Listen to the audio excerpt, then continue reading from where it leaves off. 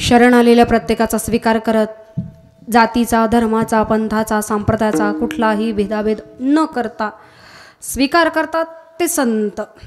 आता म्हणायला सर्वधर्म समभाव आहे, पण शाळेत गेलं ॲडमिशन घ्यायचं म्हणलं का पहिला जातीचाच दाखला लागतोय. आता म्हणण्यापुरत्या गोष्टी राहिल्यात. पण वारकरी संप्रदायामध्ये यावं, प्रत्येकाला इथे स्वीकार करत मान सन्मान दिला गेला. कोणी या, स्त्री असो पुरुष असो, कोणाही जातीचा धर्माचा. भगवंताचं भजन करायला पंथ लागणार नाही, भगवंताचं भजन करायला जात धर्म लागणार नाही. अंतःकरणामध्ये ते पहिले तसं आता थोडं कमी केलं, भंडारा लावायचं. नाही तर लोक आम्हालाच विचारतात, बाई तुम्ही कोण्या जातीचे? जात माझी कुठली बी असू देत, पण ते आता श्रद्धा आहे म्हणून मी लावते, आवडतं. आडव्या गंधावाले, उभ्या गंधावाले, गंधात फरक करतात. एक सांगू का, भगवान विष्णू आणि भगवान शंकर वेगवेगळे नाहीत. हरी आणि हर यांच्यात कधी भेद केला जात नाही आणि करूही नाही, पाप लागतं. आपल्याकडे प्रत्येक गोष्टीवरनं भेद उडतोय. तुम्ही कोण्या गावची याच्यावरनं भेद व्हायला लागले म्हणजे विशेषच आहे. पहिले ते कर्नाटकला कीर्तनाला जायचो. कर्नाटकला गेलं त्या लोकांची भाषा काय जास्त उमगत नसायची. कन्नड भाषा बोलतात तिकडे फार करून. बेळगाव, आप्पाचीवाडी, चिक्कोडी, अक्कोळ वगैरे तिकडे गेलं, ती लोक विचारायची, बाई उट्टा माडेन ना. कन्नड भाषा. त्यांचं मराठी पण जरा असं मराठी कळतं त्यांना, पण मराठी बोलण्याचा लहेजा पण थोडासा जरा वेगळाच आहे. उशिरा झाला असतंय किंवा कीर्तनाला पहिले कळत नसायचं. आता गेलं का मग आम्हीच विचारतो, दादा माडी ना उट्टा. जिव्हाळ्याचा प्रश्न. अलीकडे आलात कोल्हापूर, टोन बदलतो जरासा, लहेजा बदलतो. काय महाराज कवा आलता, कसा आहेसा, उभा का ठाकला, जात आहे ना व शिस्तात जावा. किंवा श्री संत बाळूमामा देवस्थान ट्रस्ट आदमापूर, बाळूमामांचं सांगणं आहे, करशीला सियावा तर खाशीला म्यावा. जो म्हणील हाय त्याला म्या हाय, आणि जो म्हणील नाही त्याला म्या नाही. आदमापुरसनी नाही येतो आलो गड्यात येऊ नगासा, पण माझ्या मेंढी माऊलीच्या पालखी तळावर येशीला आणि सेवा करशीला तर उभ्या जलंभर काय कमी पडाचं. ते झालं तिकडचं. पण तिथून पुढं निघालं की मग आपलं सातारा, सांगली, सोलापूर, पंढरपूर. चालतंय की, बोलतंय की, आबे लगा काय म्हणतो ते तिकडं. हा तर तसलं तिकडनं पुढे गेला तसंच पुढे पुढे आपलं हायवेनं नाही का, पुढं पुण्यापासून पुढं नाही का, खेड, शिवापूर, पुणे. मग तिकडे कसले उणे सगळे, तर कसे व्याकरणासहित शुद्ध. काय महाराज केव्हा आलात, कसे आहात, चहा घेणार का, घातलाच पाहिजे आज काही. तिथून तसंच पुढे गेलात, खाली घारगाव, बोटाळे फाटा, मग आमचं संगमनेर. ते संगमनेर आमचं. मग आमच्याकडे जर तुम्ही आलात चुकून, कोणी जर तुम्ही आलाच ना, तर आम्हाला तुम्हाला ना समजावून सांगावं लागेल की माऊली आम्ही भांडत नाही आहे, आम्ही नॉर्मल बोलतोय. आमची भाषा जरा पहाडी, पूर्ण नगरी नाही. आम्ही जरा वरडून बोलल्यागत बोलतो. हा कमून आले, कायला आले, कोणी काय गेले, गेले तर गेले. जरासा रांगड भाग आहे आमचा. सौशहरी एक संगमनेरी. तसंच खाली जायला नाशिकला स्मार्ट सिटी, काय विषय नाही. मुंबईकडे जायचं काम नाही, हिंदी मराठी सगळं एक होतंय. मैं पाणी भरने को गया था पर मेरे को पाणी मिळा नाही. नाही तर मग आगरी, कोकणी, मालवणी तुका सांगतो वांगडा राहूचा हातायाचा काम नाही. नाही तर मग गोवाक सांगतात, गोवाक म्हणजे नवरा. तसंच खाली जर गेला तिकडे मग धुळे नाही हा, जुनी माणसं धुय जळगाव म्हणायची, आताचे ड वापरतात, धुळं जळगाव.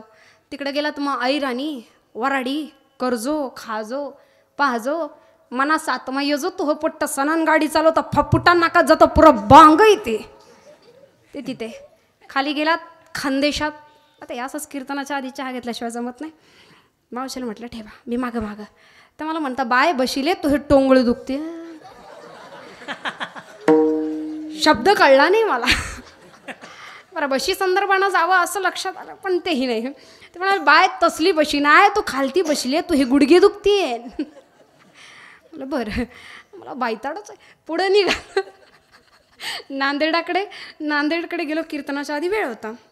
त्या लोकांनी विचारलं, ताई नाश्ता करणार का? म्हटलं बनवा. आणि काय बनवू? म्हटलं काही बनवा.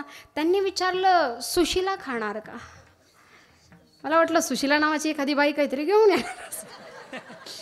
ते आपल्याकडे दिवाळीत करतात ना, भडंग, पोहे, मुरमुरे, लाल तिखट मिर्च टाकून आणले बाबा ताटले. म्हणे हे सुशिला. मला यांना आपला खरडा आणि धपाटे खाऊ घालायला लागतात. तसंच तिकडनं पुढे वरी वरी वरी निघालात. मग आंबा जोगा येला, तूर, बीड, मग बाप्पा आधी इंगळे, मग सगळे वैकुंठवासी इंगळे बाबा सांगायचे बीडच्या भाषेत. म्हणून का झालं, माय एक जण एसटीत बसलं, कंडक्टराकडनं तिकीट काढलं. पण ते एसटीत नाही गेलो, ते उतारलं. एसटी निघून गेली आणि हे एकलंच हसत होतं. मित्र आला आणि मित्रानं विचारलं, म्हणा का वय कहून हसत? ते म्हणलं कहून नाही वा, मी कंडक्टरला फसिलं.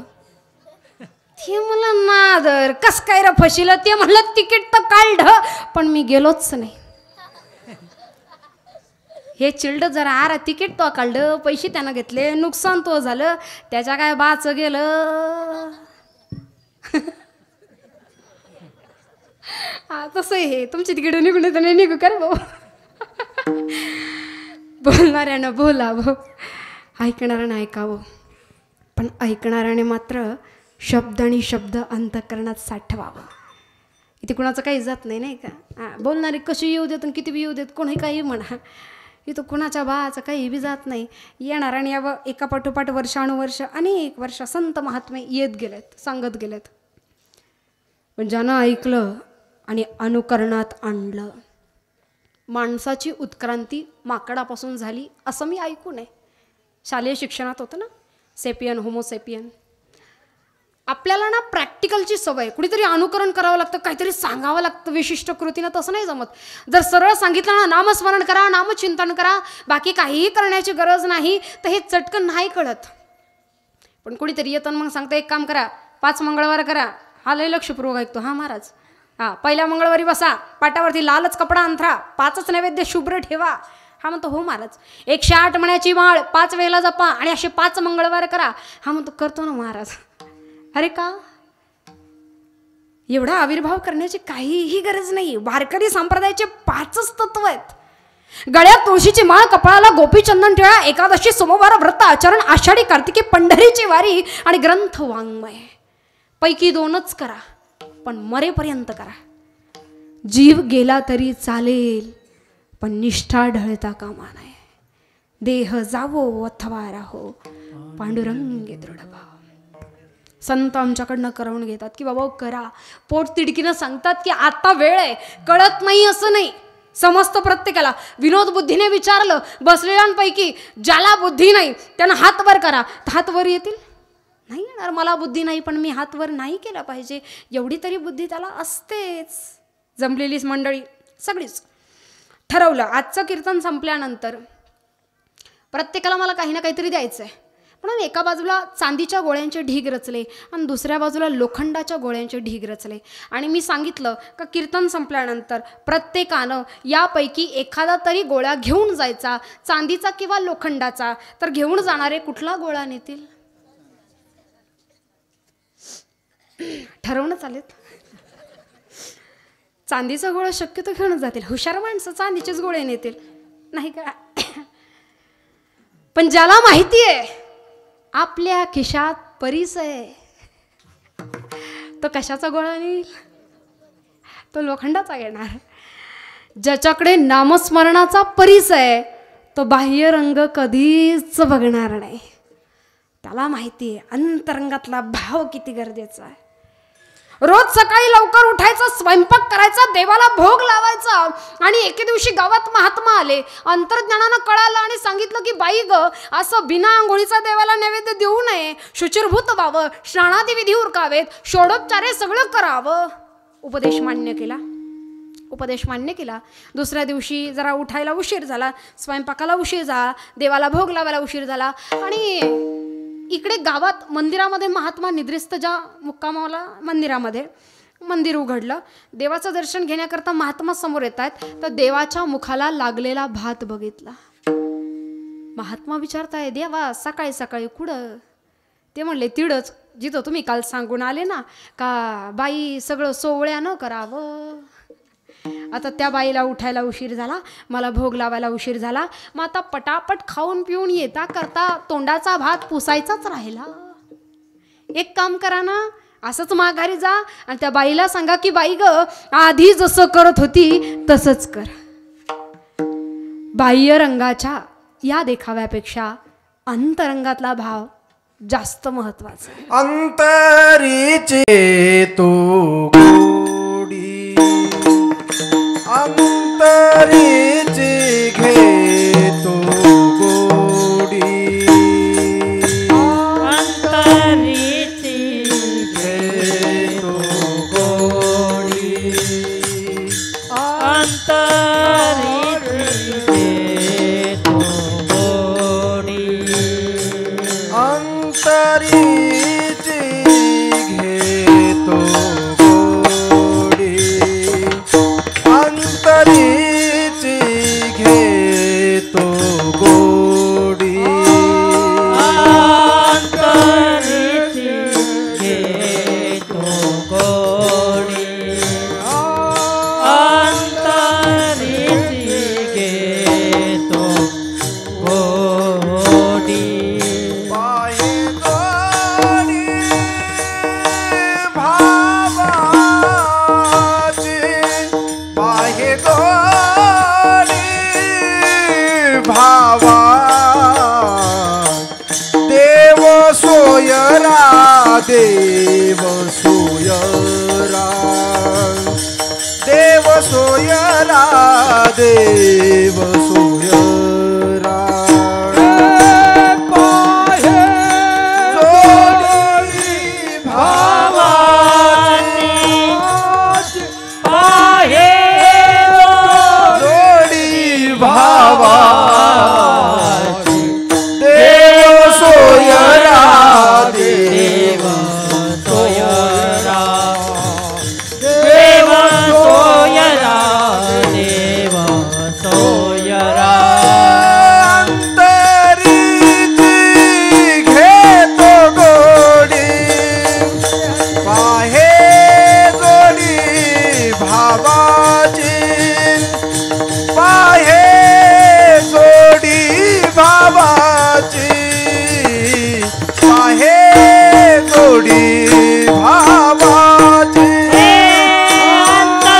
अंतरीची घेतो गोडी पाहे जोडी बाबाजी पाहे जोडी भावाची पाहे जोडी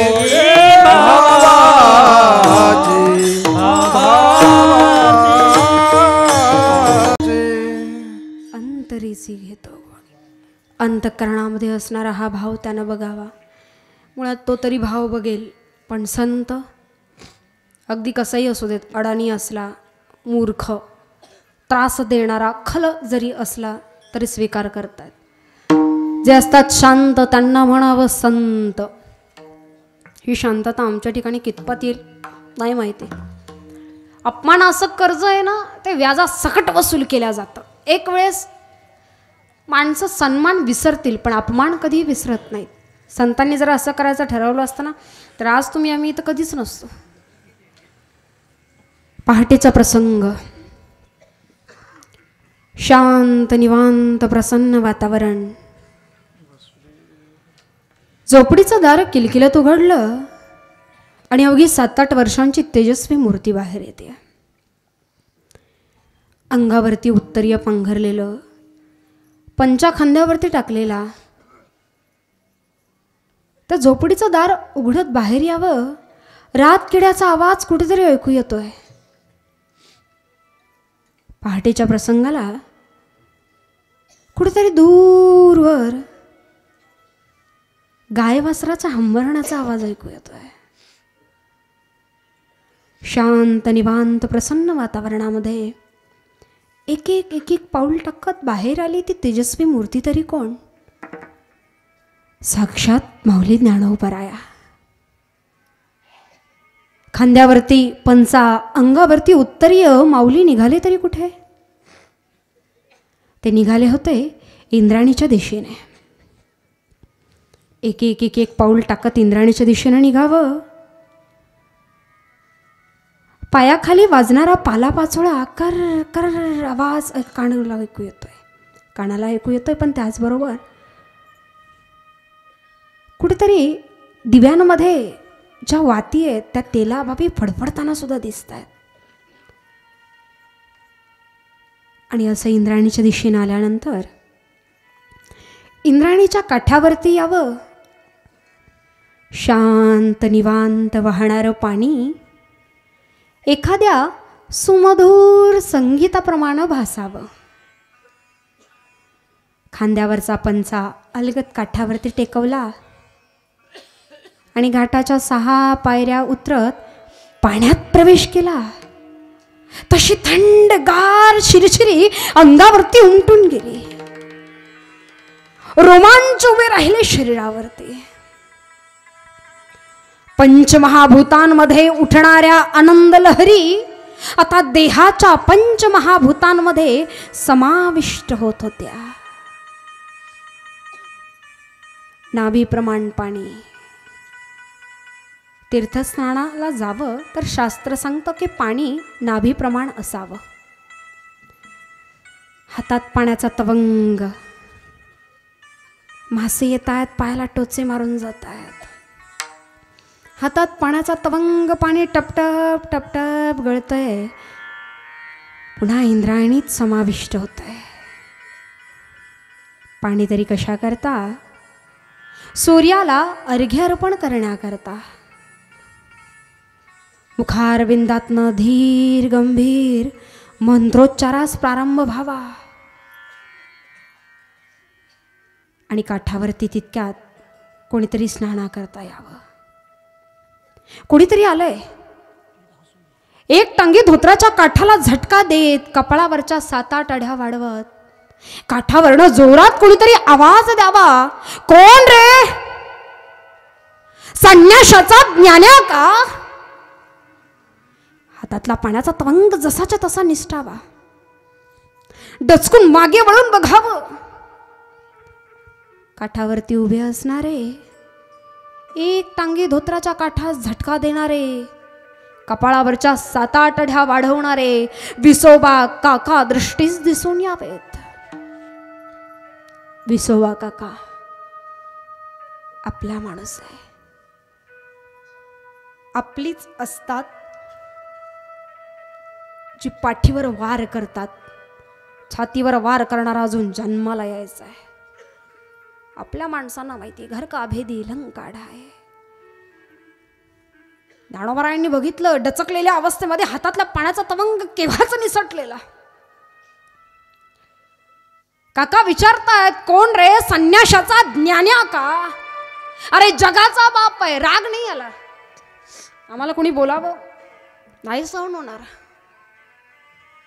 दयाद्र अंतःकरण संतांचं. अरे जगाचा बाप आहे. राग नाही येत. उत्तर द्यावं माऊलींनी. उत्तर तरी कसलं? उन्हाळ्यामध्ये वाळवंटातलं पाणी आटावं आणि छोट्याशा झऱ्यानं मंजूळपणे खळखळ करत वाहत चलावं. तसे माऊलींच्या मुखारविंदात शब्द उमटतात. हो काका मी ज्ञाना.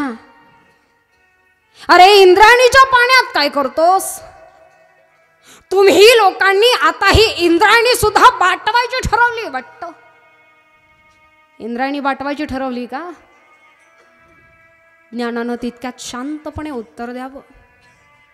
काका आमच्यासारख्यांच्या स्पर्शानं जर बाटत असेल तर हे तीर्थ कसलं? गटारीचं पाणी आलं गंगेला मिळालं तर तेही गंगाजल व्हावं. आमच्यासारख्यांच्या स्पर्शानं नाही वाटणार हे तीर्थ. ऐकल्यानंतर काकाला मात्र जरा राग आला. ज्ञानी आहे, हुशार आहे. काकाला राग आला. एवढंसं लेकरू आणि मला शिकवते. मला राग आला काकाला. ज्ञानी आहे ना, वेदोपंडित आहे. एक टांगी धोत्राचा काठ टाकून दिला, घाटाच्या 6 पायऱ्या उतरत यावं, एका हातानं मनगट करकचून पिळावं आणि दुसऱ्या हातानं तडाड दिशी मुखात द्यावी. मला ज्ञान शिकवतो संन्याशाच्या कार्ट्या. मला हातातला हात कसा बसा सोडून घेतला. डोळ्यातनं उघळणारे अश्रू. नका मारू काका, नाही येणार पुन्हा इंद्रायणीवर. हात कसा बसा सोडवला, काठावरचा पंचा खांद्यावरती टाकला आणि घराच्या दिशेनं निघावं. घराच्या दिशेनं निघावं, पण इकडे बराच वेळ झाला. ज्ञाना दिसत का नाही म्हणून कुटियेच्या प्रांगणात रुक्मिणी आईसाहेबांनी यावं. रुक्मिणी आईसाहेबांनी यावं तर लांबूनच ज्ञानाला येताना बघितलं. विचारावं, ज्ञाना कुठे गेला होतास? आई, अगं इंद्रायणीवर गेलो होतो.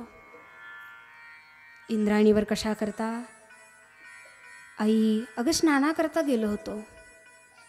स्नानाकरता गेलो होतो म्हणतोस बाळ, अंगावर गटारीचा गाळ आहे राजा, कुठे पडलास का? पडलो नाही गाई. गावात नाही येत होतो ना, त्या मुलांनी मारलं ग. अरे का मारलं? तू काही केलं? मी काही नाही केलं गाई. त्या मुलांनी मारलं तर मारलं आई, काकानं सुद्धा मारावं. खेळणाऱ्या मुलांकडे बघितलं आणि सांगितलं, अरे पाहता काय, लाता घाला त्या ज्ञानाला. काकानं सांगितलं, त्या मुलांनी मारलं गाई, काकानं सुद्धा मारावं. पदर डोळ्याला लावावा आणि रुक्मिणी आईसाहेबांनी विठ्ठल पंतांपाशी यावं. नाथ, आपण सहन करतो ते ठीक आहे, आपल्या लेकरांनी का सहन करावं? कशा करता? काहीतरी करा. काही कालावधीनंतर विठ्ठलपंत प्रतिष्ठान क्षेत्री यावेत. आताचं पैठण, छत्रपती संभाजीनगर मधलं पैठण, पूर्वीचं प्रतिष्ठान, धर्मसभा भरलेली, एकापेक्षा एक पंडित, द्विवेदी चतुर्वेदी, वेदांचं अध्ययन, शास्त्रांचं अध्ययन आहे. सगळ्या प्रकारचं ज्ञान त्या धर्मसभेमध्ये आहे. एका ज्ञानाची कमतरता आहे, ती म्हणजे माणुसकीच्या ज्ञानाची. त्या आता तरी कुठं राहिलंय? दारात आलेला साधं पाणी पाजताना आला ना, तर तुमच्यात श्रीमंतीचा काहीच उपयोग नाही. भुकेला कोणीही धर्माचा असू दे, शास्त्र सांगतो त्याच्या पोटाला अन्न द्यावं. याचक म्हणून दारात जर कोणी आला, तुमची श्रीमंती किती ते महत्वाचं नाही, दारात आलेला भाकर तुकडा खाऊ घालता यावं, ह्याच्यापेक्षा वेगळी माणुसकी कसली? विशेष वाटतं, आज माऊलींचं नाव घेतलं मुखार विंदामध्ये तर एवढं काही मिळतंय, पण त्याच अन्नाच्या एक एक तुकड्याला त्यांना का तरसवावं?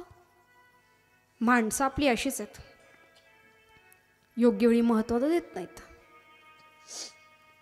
मायबापाही निघून जात आहेत, सोबतीला कोणी राहत नाही. आपल्या दुःखाकरता आपण रडतो, जी रडत बसतात ती कधीच जिंकत नाहीत. परिस्थितीचे टोमणे आणि परिस्थितीचा दोष आजूबाजूच्या लोकांना कधीच देऊ नका. आज माऊलींनी जर अशी उदाहरणं दिली असती का, मायबाप नाहीत, कोणाच्या जीवावर करायचं, कोणाच्या जीवावर जगायचं, आली असती ज्ञानेश्वरी. माऊलींनी दिली असती परिस्थितीची उदाहरणं, पोटाला अन्न नाही, आधी मला पोटाचं बघू दे मग लोकांचं बघू, जमलं असतं का? नाही जमत. सोडून द्यावं सगळं एका क्षणाधार. राग रुसवे, आयुष्य एवढंच आहे, 70, 80, 85.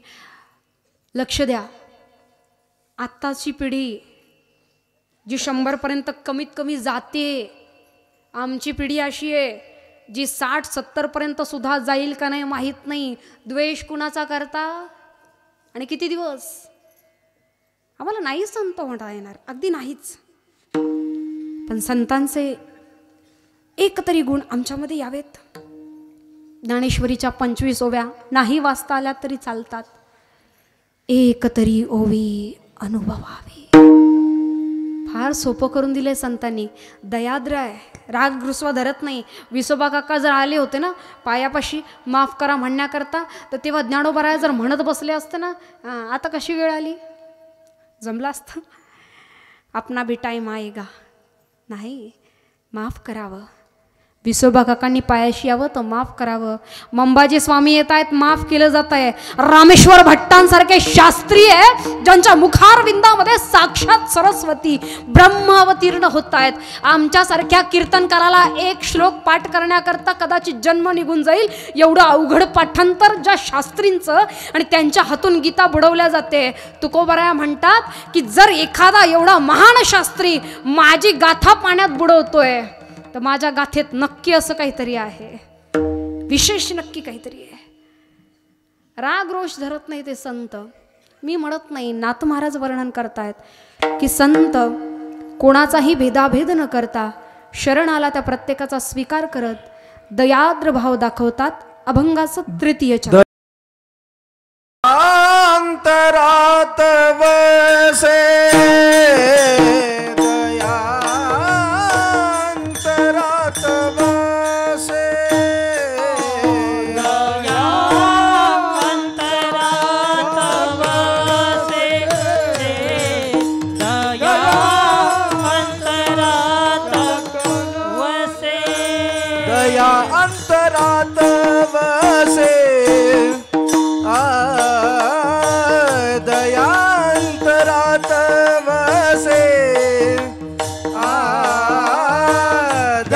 दयांतरात वसे दयांतरात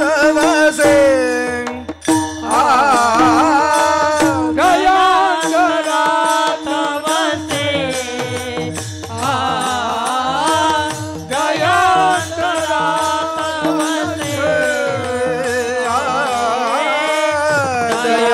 दयांतरात वसे दयांतरात वसे तुझे पण नसे ते तुझे पण नसे ते तुझे पण तुझे पण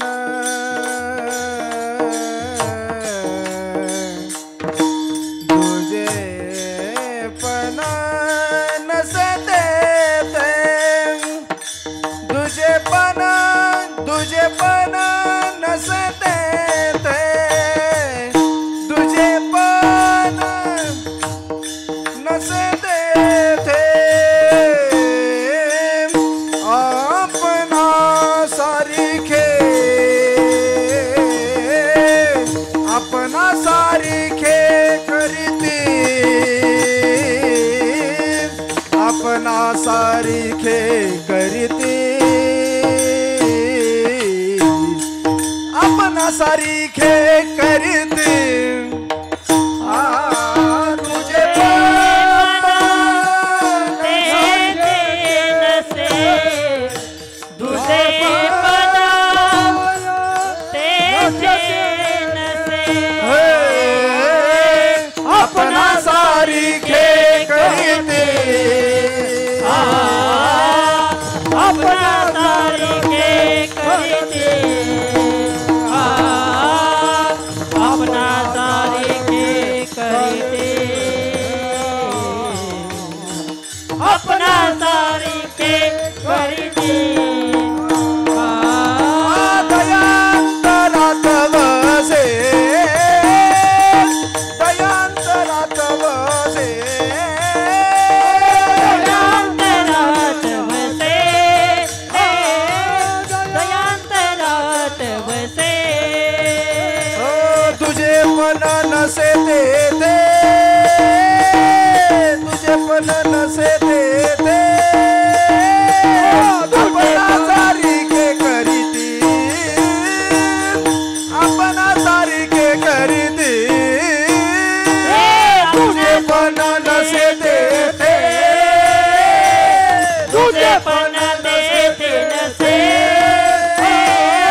आपणा सारिखे करीती अपना सारिखे करीती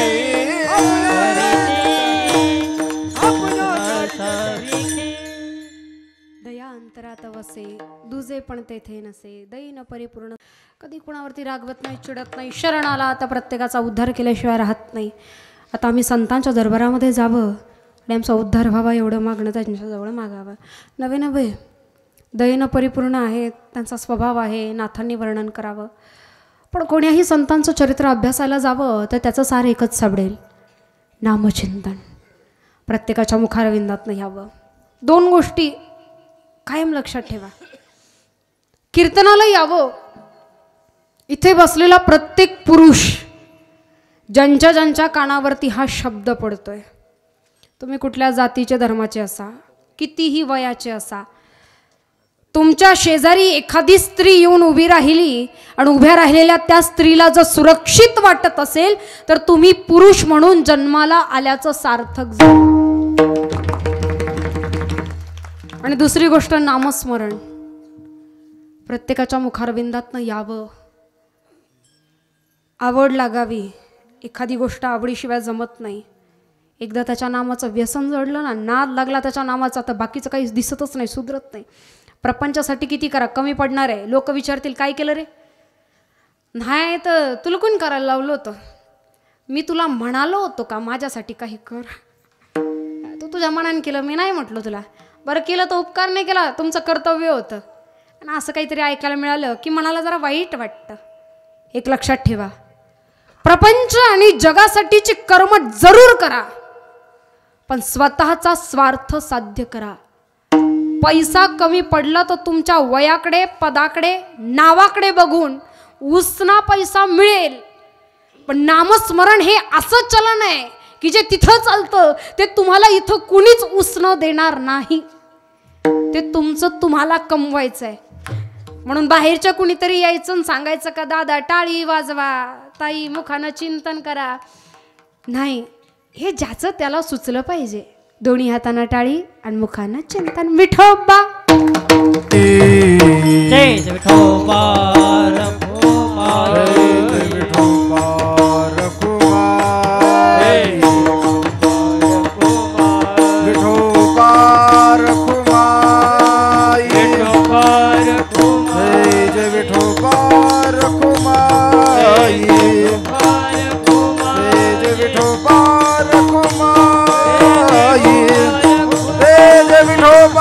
रखुमा, जय विठोबा रखुमा, जय विठोबा रखुमा, विठोबा रखुमा, विठोबा रखुमा, विठोबा रखुमा,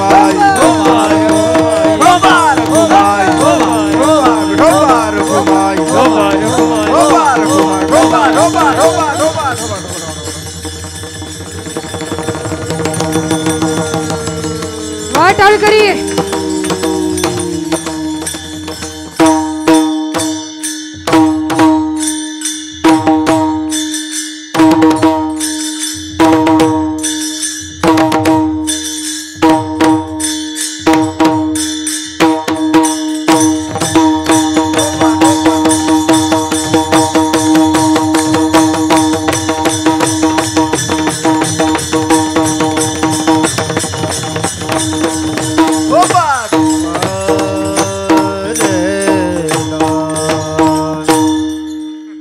एकदा टाळकरांसाठी जोरदार टाळी.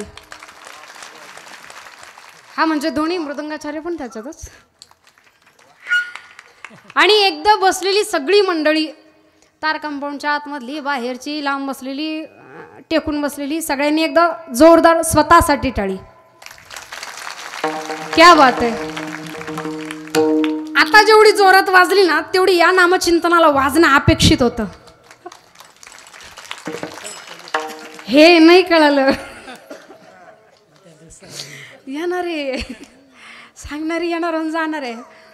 नामचिंतनाची जबाबदारी 3च मिनिटाची आहे. 3च मिनिटं होते, पूर्ण 3 मिनिटं पण नाही. ती तुमच्यावर जबाबदारी सोपवलेली होती. मी म्हटलं ना, एवढा सगळा खटाटोप फक्त या 3 मिनिटाकरता होता. जबाबदारी सोपवली होती.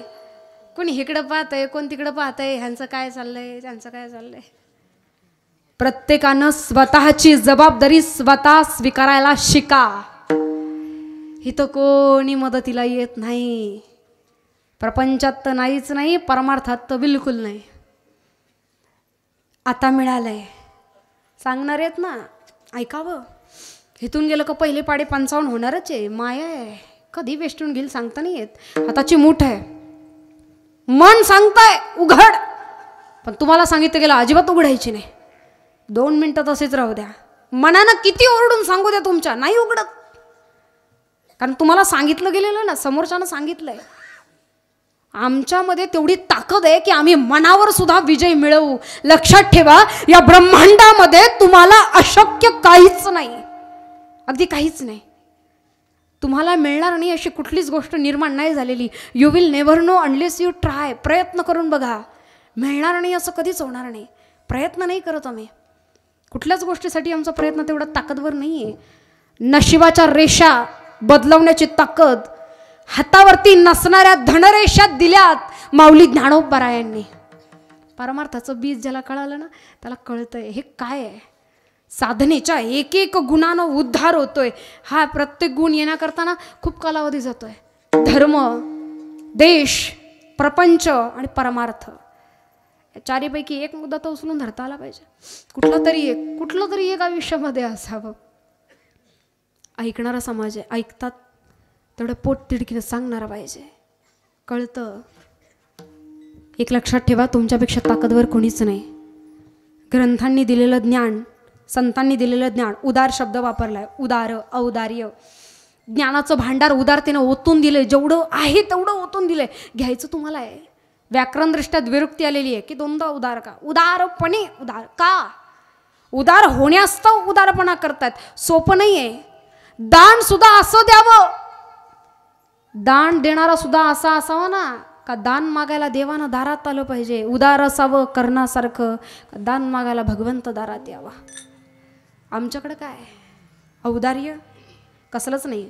भाषेचं नाही, वाणीचं नाही, पैशाचं नाही, मनाचं नाही. कुठलं औदार्य. ज्याला औदार्य कळालं त्यानं सत्ता स्थापन केल्यात. दक्षिण दिग्विजयानंतर कर्नाटक प्रांतात यावं आणि कर्नाटक प्रांतात आल्यानंतर दरबारे आम मध्ये सभेला चर्चेला उधाण आलं. कर्नाटकीचा राजा विचारतो की राजन, हमने सुना है आज आपके पास सब कुछ है, लेकिन आपके पास हाथी क्यों नहीं. आता हत्ती हा डोंगरदऱ्यात चालणारा प्राणी नाही.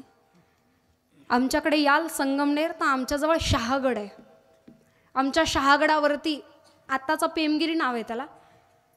शहागडाकडे याल तर आमच्याकडचा प्रदेश संगमनेरपासून खाली अकोले पट्टा आजही असा आहे का सूर्य 3च तास दिसतो.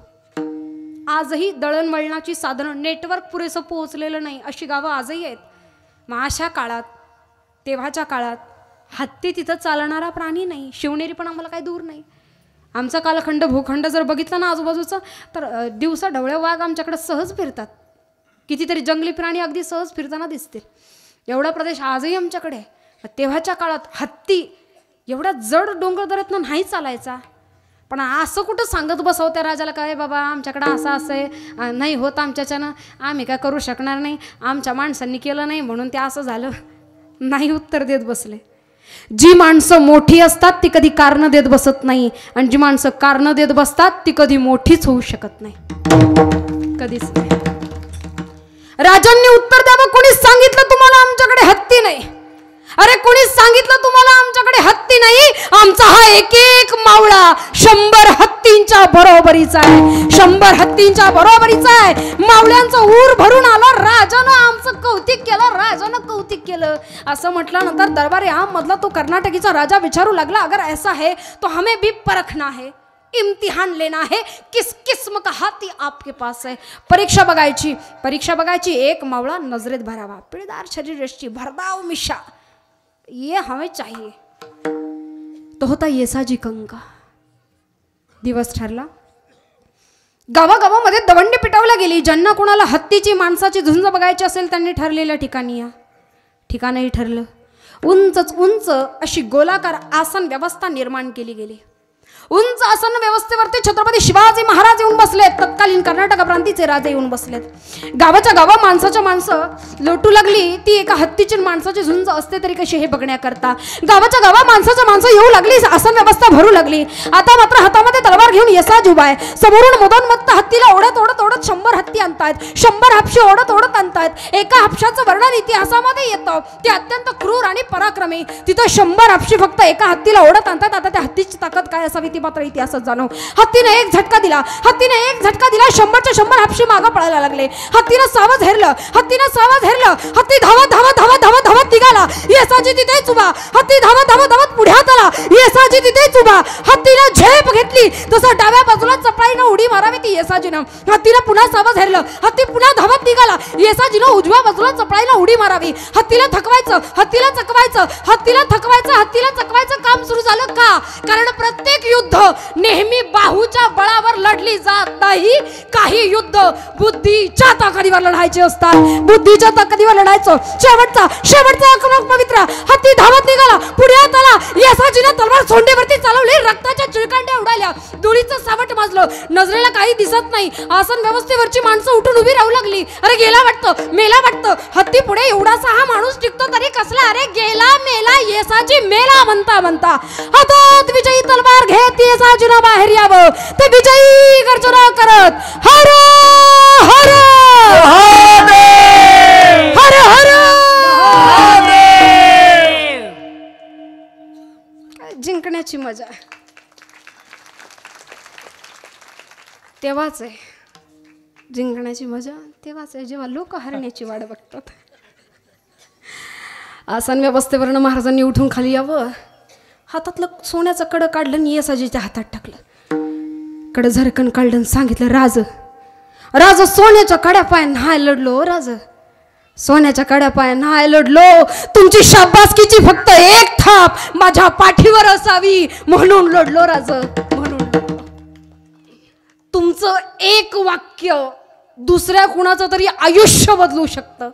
तुमचं एक वाक्य इतिहास बदलू शकतो. तुमचं एक वाक्य कुणाचं तरी जीवन बदलून टाकू शकतो. म्हणून बोला, हसा, रडा, भांडा, पण योग्य वेळेला व्यक्त व्हा. एका शब्दानं काय होऊ शकतं याचा अर्थ दुसरीकडे जोडू नका. लोक म्हणतात बाईच्या एका शब्दानं महाभारत झालं. नाही झालं रे बाबा. पांडव लहान होते. कौरवांनी भीमाला अन्न खाऊ घातलं. विषारी हातपाय बांधलं आणि दिलं नदीत फेकून. तेव्हा कुठं द्रौपदी होती. लाक्षाग्रह बांधण्यात आलं आणि 5 पांडव समजून सैनिकांची लेकरं मारल्या गेली. तेव्हा कट रचणारे कौरवच होते. तेव्हा द्रौपदी नव्हती. जे घडणार आहे ते घडतंच. फक्त दोष दिला जातो तो स्त्रीला. तो यामुळं झालं. बाबा भांडणं झाली तो यामुळं झाली. आई बाप माया संग बोलत नाही तो यामुळं झालं. माझ्या आयुष्याचं वाटुळं झालं. सगळं आम्ही केलं. तुम्ही केलं काय? एक लक्षात ठेवा, बोला पण कुणाच्या अंतःकरणाला घायाळ करतील असे चुकीचे शब्द कधीच वापरू नका. कुणाच्या बाह्य रंगावरती कधीच जाऊ नका. अरे अंतरंगातला भाव नाही माहीत कोणाचा किती आहे. इथे बसणारा भगवंत त्याच्या नजरेमध्ये चांगलं असावं. लोकांच्या नजरेचा आम्ही ठेका नाही घेतलेला. इथे कुणाला काय वाटतं ते महत्त्वाचं नाही. माझ्या पांडुरंगाच्या नजरेमध्ये चांगला असावं बस. आयुष्याची ही तत्व किती सांगावी तेवढी थोडीच आहेत. मुळात माय ज्ञानेश्वरीमध्ये ना खूप गोड उदाहरणं आहेत. खूप छान छान माहिती आहे. तेवढ्या पोटतिडकीनं ऐकली तर ग्रंथवाङ्मय खूप काही शिकवून जातात. तुकोबरायांनी शेताच्या बांधावर काम करणाऱ्या शेतकऱ्याला सुद्धा उपदेशच केला आहे. प्रत्येकाला उपदेश येते. प्रत्येकाला कोणी कसं जगावं एक लक्षात ठेवा. कोणी कसं जगावं हा ज्याचा त्याचा प्रश्न आहे. पण समोरच्यानं कसंही वागू देत तुम्ही तुमची नीतिमत्ता कधीच सोडू नका. औदार्य अंतःकरणाचं, औदार्य भावनेचं, औदार्य संतांचं उगाच येत नाही. कुठली गोष्ट विनाकारण नाही.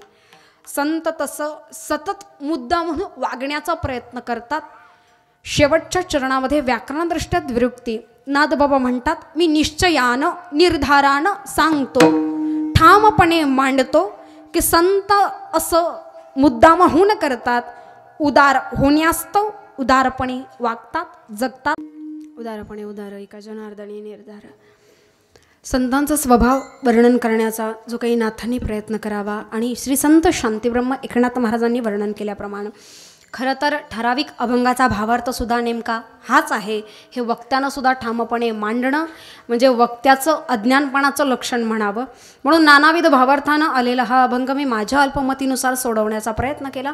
आपल्या या गावामध्ये कीर्तनरूपी सेवेकरता येण्या झाल्यानंतर अद्यापपर्यंत असणारी सगळीच मंडळी संपूर्ण बालवारकरी आदरणीय समस्त गायनाचार्य दोन्ही मृदंगाचार्य आदरणीय हरिभक्तीपरायण आमचे मालक विशालजी महाराज तिकांडे या ठिकाणचे असणारी साऊंड सिस्टीम या ठिकाणचे असणारे आदरणीय विनेकरी आदरणीय भालदार सोबदार कीर्तनरूपी सेवेकरता उपस्थित असणारी माझ्यापेक्षा वयानं ज्ञानानं ज्येष्ठ वारकरी मंडळी या उपरोक्त या ठिकाणी उपस्थित असणारी ज्ञात अज्ञात सगळीच मंडळी दिवसभर कथेकरता बसूनसुद्धा कीर्तनाकरता उपस्थित राहावं. आदरणीय हरिभक्तीपरायण परमार्थ स्नेही आदरणीय आशाताई राऊत त्याचप्रमाणे त्यांच्या समवेत असलेली सगळी कलाकार मंडळी नामोल्लेख मला त्यांचाही जास्त ज्ञात नाही पण तरीसुद्धा सगळीच मंडळी ज्यांनी संपर्क साधावा असे असणारे बालाजीदादा गावडे समस्त संयोजक नियोजक आयोजक सेवा सप्ताह कमिटी आपण या ठिकाणी बोलावलं आणि सेवा करण्याची संधी दिली त्यासाठी धन्यवाद. आत्तापर्यंत ज्या पद्धतीने यावं तसं बघायला गेलं तर पत्रिकेवर टाकलं आहे माझा ज्ञानोबा हां ते आहे यूट्यूबला सर्च करायला आता यूट्यूबवरती सुद्धा आहे. पण या उपरोक्त कीर्तनांकरता जे टॉकीज फक्त मराठी शिमोरू मराठी म्हणा कलर्स मराठीवरती बघत आला असाल न्यूज 18 लोकमत ABP माझा सी न्यूज मराठीवरती न्यूज अँकरिंग करताना बघितलं असेल.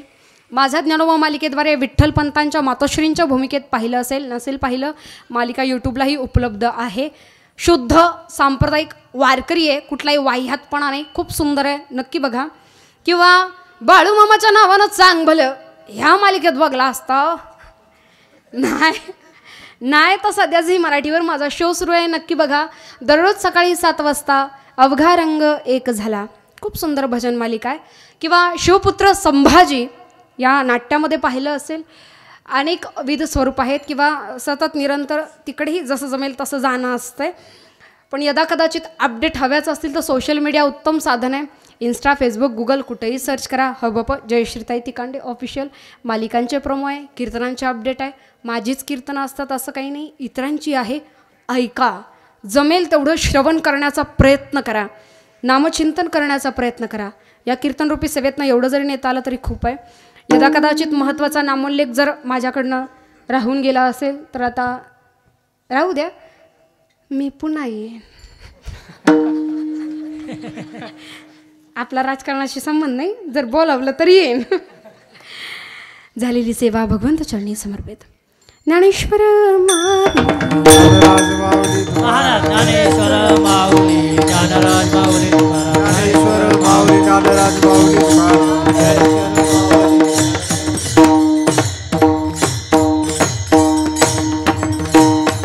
तुकाराम तुकाराम तुकाराम तुकाराम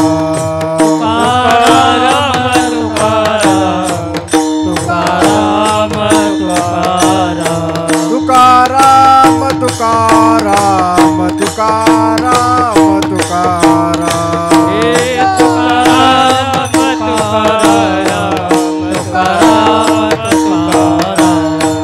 तुकाराम